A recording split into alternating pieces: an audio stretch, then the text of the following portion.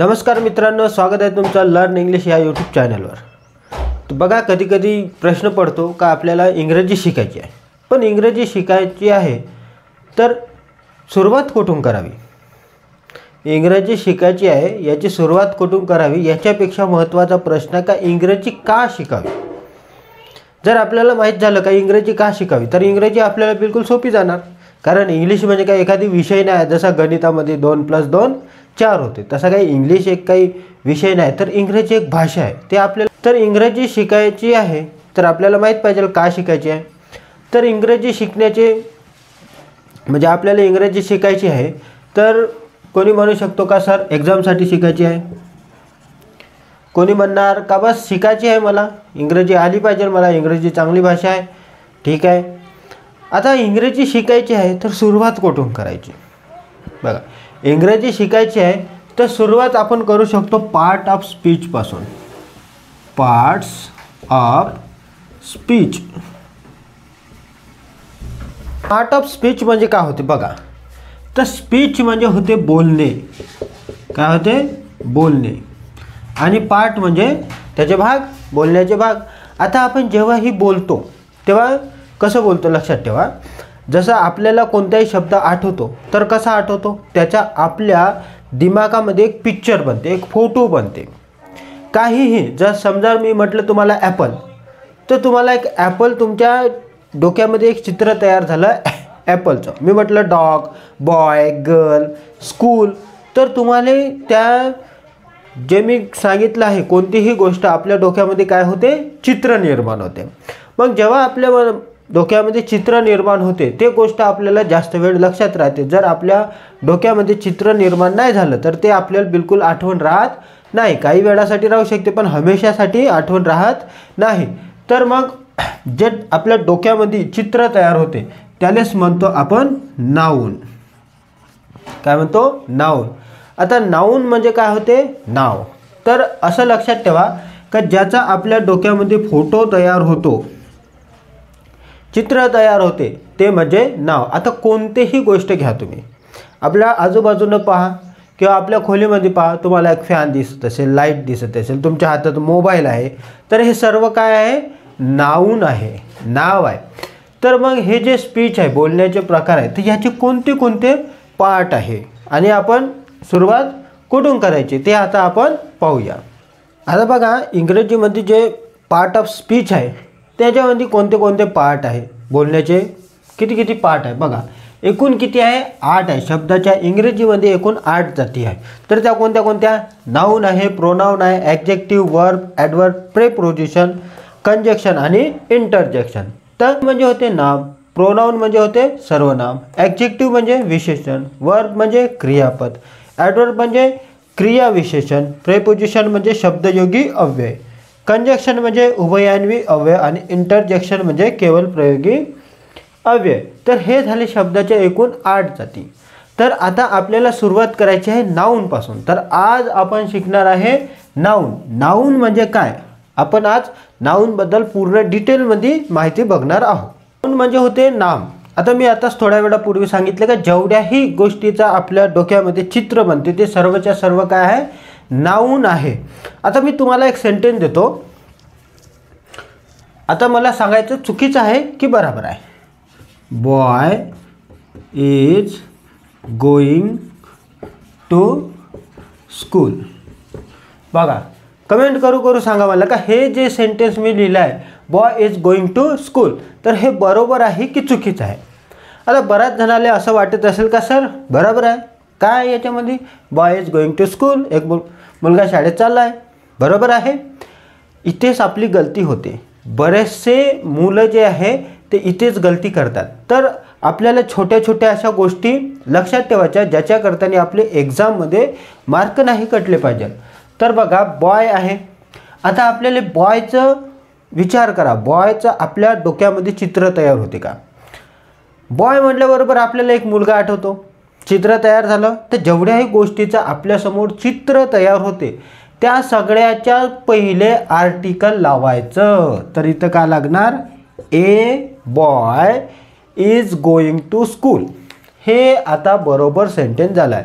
पहिल्या याच्यात ए नव्हता तर ते चुकत होता आपला, 1 मार्क जाणार होता. तर a boy is going to school, तर हे बरोबर झालं. आता आर्टिकल जे आहे ए, एन आणि द, तर कोणते आर्टिकल कोणत्या वेळी लावायचं आहे हे मी तुम्हाला आर्टिकलच्या लेक्चरमध्ये सांगणारच आहे. फक्त एवढं लक्षात आपल्याला आलेलं आहे की याच्या पुढं ॲन तर लागणार नाही, एक तर द लागणार किंवा अ लागणार. तर द बॉय लिहिलं तरी बरोबर आहे आणि ए बॉय लिहिलं तरी बरोबर आहे. तर नाऊन म्हणजे काय होते आता बघा, आपल्याला समजलं का नाऊन म्हणजे आपल्या डोक्यामध्ये एक पिक्चर तयार झाला तर त्याच्यापुढे एक आर्टिकल लावायचं.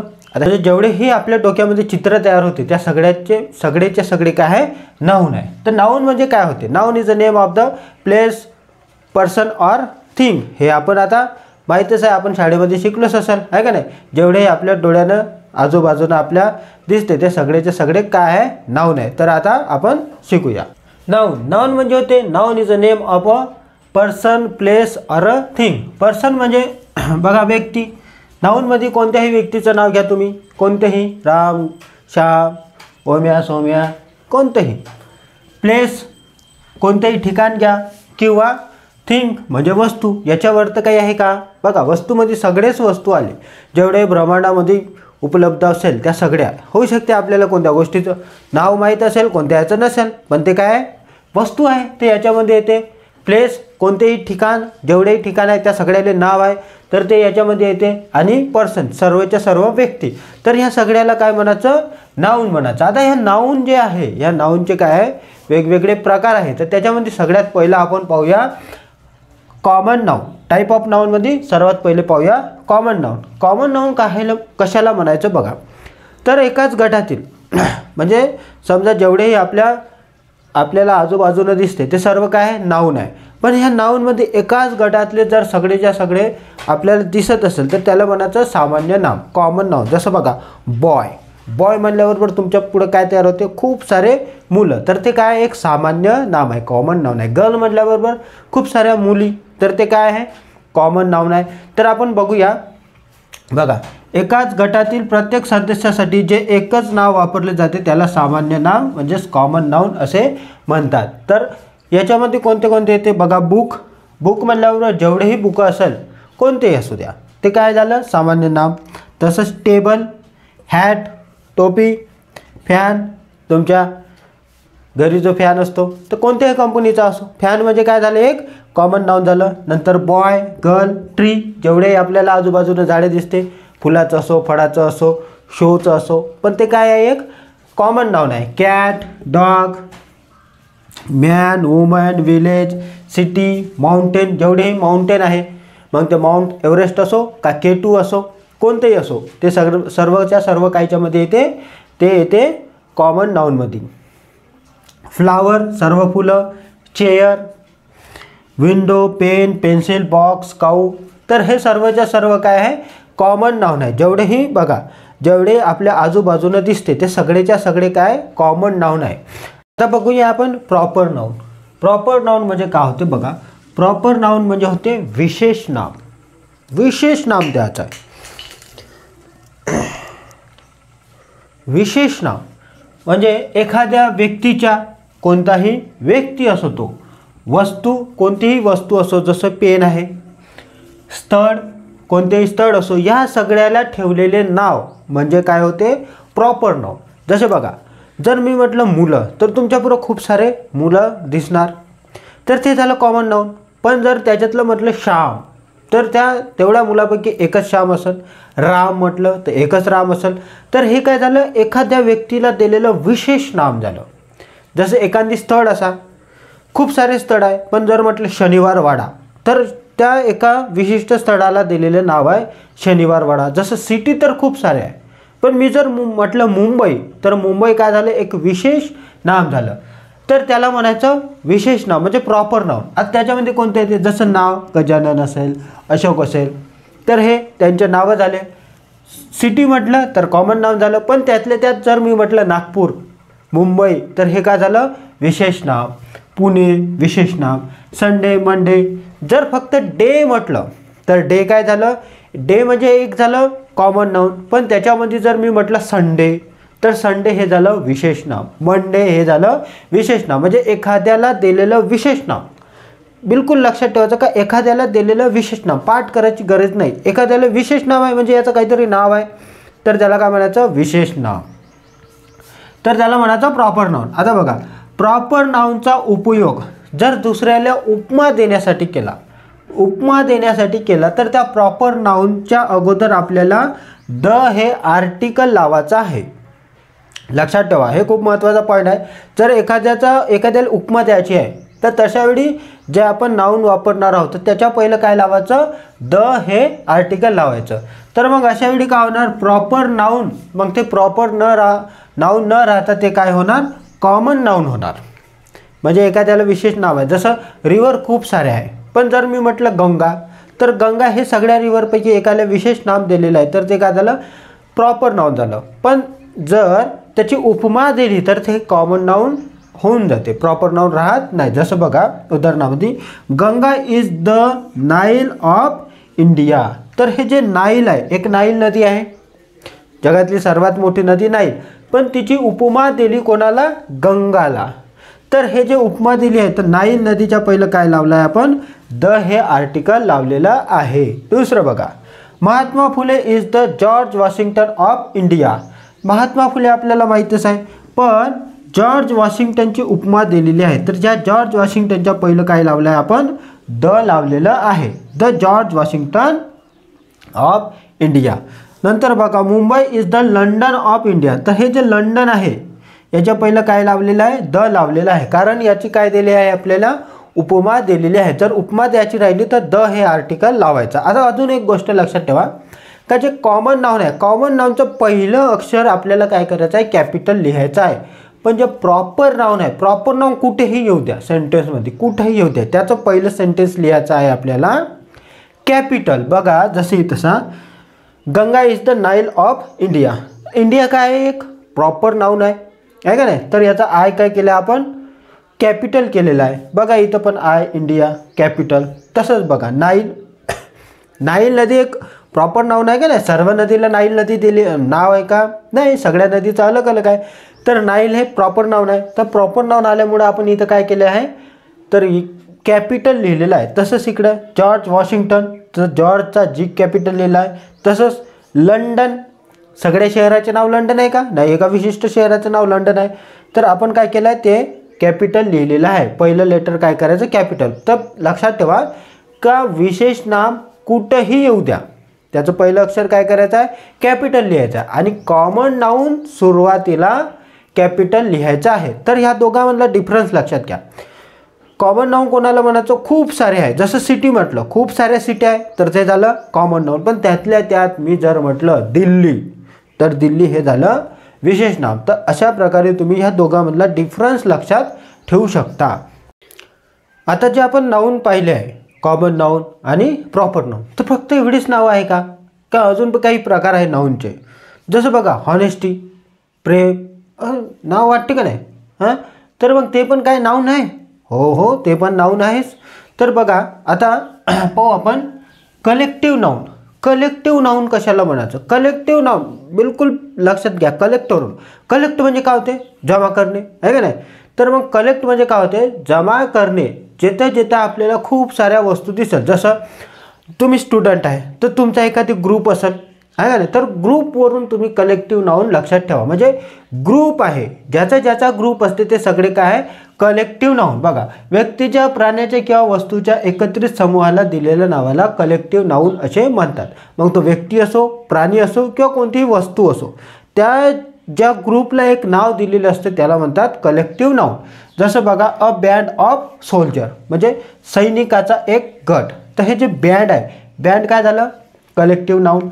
अ क्राऊड ऑफ पीपल म्हणजे लोकांची गर्दी, तर हे जे क्राऊड काय झालं, collective noun. A group of स्टुडंटचा काय आहे, एक ग्रुप आहे, तर हे ग्रुप काय झालं आहे, collective noun. A panel of एक्सपर्टचा एक पॅनल आहे, तर हे पॅनल काय झालं आहे, हे पॅनल झालं आहे collective noun. A herd of cattle म्हणजे गुरांचा कळप म्हणा, गुरांचा कळप, तर हे हर्ट काय झालं आहे, तर हे झालं आहे कलेक्टिव्ह नाउन. कलेक्टिव्ह नाउन म्हणजे काय, बिलकुल एवढं लक्षात ठेवा का कलेक्टिव्ह नाउन म्हणजे एखाद्या व्यक्तीच्या किंवा प्राण्याच्या किंवा वस्तूच्या एकत्रित समूहाला दिलेले नाव म्हणजे ग्रुप. सोपं म्हणजे काय आहे, ग्रुपवरून तुम्ही लक्षात ठेवा का कलेक्टिव्ह नाऊन आहे. नंतर आहे ॲब्स्ट्रॅक्ट नाऊन. ॲब्स्ट्रॅक्ट नाऊन म्हणजे असं नाऊन ज्याला आपण डोळ्याने पाहू शकत नाही, हात लावू शकत नाही. म्हणजे काय, पाहूही शकत नाही आणि हातही लावू शकत नाही अशी तर एकच वस्तू आहे. कोणती? भूत. नाही, भूत नाही. बघा कोणती आहे, ज्या गोष्टींना आपण डोळ्याने पाहू शकत नाही, त्यांना स्पर्श करू शकत नाही, फक्त आपण मनाने कल्पना करू शकतो, त्याला म्हणतात ॲब्स्ट्रॅक्ट नाऊन. जसं बघा ब्युटी म्हणजे सौंदर्य. आपण म्हणतो ना ते खूप सुंदर आहे, तर ह्या सौंदर्याला तुम्ही हात लावू शकता का, डोळ्यानं पाहू शकता का, स्पर्श करू शकता? बिलकुल नाही. फक्त काय करू शकता, मनाने कल्पना करू शकता का ते सुंदर आहे. कॉन्फिडन्स, आपण म्हणतो तो खूप कॉन्फिडन्स आहे, तर काय कॉन्फिडन्सला तुम्ही हात लावू शकता, खाऊ शकता? नाही. तर ते काय आहे, फक्त आपण अनुभव घेऊ शकतो का त्याच्यामध्ये खूप कॉन्फिडन्स आहे, मनाने कल्पना करू शकतो. जसं गुडनेस, तो खूप गुडनेस आहे, तो दुसऱ्याची भलाई करतो आहे का नाही, तर आपण त्याच्या भलाईले पाहू शकतो का? नाही पाहू शकत. लव, प्रेमाला पाहू शकता? नाही पाहू शकत. फक्त प्रेम काय, अनुभव घ्यायचा आहे. हॉनर, टॅलेंट, आपण म्हणतो तो खूप टॅलेंटेड आहे, तर त्याच्या टॅलेंटला तुम्ही हात लावू शकता? नाही लावू शकत. तर अशा गोष्टी ज्याला आपण हात लावू शकत नाही, स्पर्श करू शकत नाही, डोळ्याने पाहू शकत नाही, त्याला म्हणायचं ॲब्स्ट्रॅक्ट नाऊन. आता पाहूया मटेरियल नाऊन. मटेरियल नाऊन कशाला म्हणायचं? मटेरियल नाऊन म्हणजे पदार्थवाचक नाव. जेवढे पदार्थ आहे ते सगळेच्या सगळे कायच्यामध्ये येते, मटेरियल नाऊनमध्ये. बघा ज्या मूळ पदार्थापासून इतर विविध वस्तू किंवा पदार्थ बनवले जातात त्यांना पदार्थवाचक नाव असे म्हणतात. जसं बघा वूड झालं, सॉईल झालं, सिमेंट झालं, गोल्ड झालं, सिल्वर झालं, तर हे सगळेच्या सगळं काय मटेरियल नाऊन आहे. तर मटेरियलवरून आपल्याला लक्षातच येते का मटेरियल नाऊन. आता बघा हे काही प्रकार नाही आहे, काउंटेबल नाऊन आणि अनकाउंटेबल नाऊन. कॉमन नाऊनमधूनच एक छोटासा भाग आहे. समजा जसं काउंटेबल नाऊन, काउंटेबल म्हणजे काय होते, जे आपण मोजू शकतो, आणि अनकाउंटेबल म्हणजे जे आपण मोजू शकत नाही ते. तर मग काय काय मोजू शकतो आपण? बघा काउंटेबल नाऊन आपण मोजू शकतो. काय मोजू शकतो? ॲपल मोजू शकतो, 1 2 3 10 12 सर्व मोजू शकतो. मँगो पण मोजू शकतो. माउंटेन म्हणजे पर्वत मोजू शकतो, सर्व पर्वत आपण मोजू शकतो. रोड पण मोजू शकतो किलोमीटरमध्ये. कंट्री, आपले जेवढे देश आहे ते सगळेच्या सगळे काय करू शकतो, आपण मोजू शकतो. आता अनकाउंटेबल नाऊन म्हणजे काय? तर अनकाउंटेबल नाऊन म्हणजे जे आपण मोजू शकत नाही, जसे डोक्यावरचे केस मोजू शकतो का आपण? नाही मोजू शकत. आकाश, स्काय मोजू शकतो का? नाही. आकाशातले तारे मोजू शकतो का? नाही मोजू शकत. वाटर मोजू शकतो का? नाही. वाटर जसं आपण काय करू शकतो, वॉटर लिटरमध्ये त्याचं माप आहे, पण ते मोजू शकतो का? एक थेंब असं मोजू शकतो का? वॉटरचा, ऑइलचा नाही मोजू शकत. जसं शुगर झालं, राईस झालं, आपण मोजू शकतो का? एक दाणा आपण असा मोजू शकतो का? नाही मोजू शकत. तर हे काय, जे मोजू शकत नाही ते काय आहे, अनकाउंटेबल नाऊन, आणि जे मोजू शकतो ते काय आहे, काउंटेबल नाऊन. तर अशा प्रकारे आपण काय केलं आहे, नाऊन हा टॉपिक आज आपण शिकलेला आहे. बिलकुल असा सोप्या पद्धतीनं, म्हणजे तुम्हाला पाठही करायची गरज नाही, फक्त कन्सेप्ट लक्षात ठेवायचा. मग तुम्हाला नाऊनवरचे कोणतेही प्रश्न आले तरी आपण काय करू शकतो,